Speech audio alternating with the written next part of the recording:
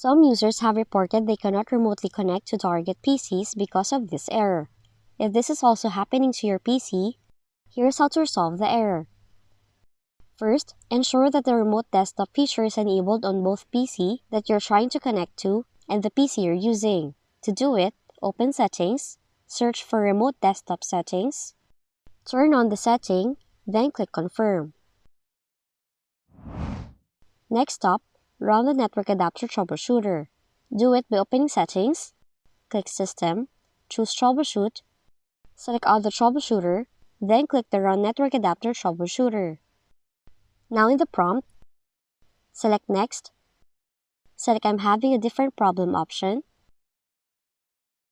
click the Allow other computers to connect to this computer radio option, select the Connect to this computer using remote desktop connection option, and then select Next to continue. Lastly, enable Network Discovery in Windows. Do it by searching Control Panel, select Network and Sharing Center, change the Advanced Sharing settings, then turn on Network Discovery, turn on Automatic Setup of Network Connected Device checkbox to select that option. Then press the Save Changes option. So that's how you can fix the following remote desktop error code in your Windows computer. If you found this video helpful, kindly like and subscribe.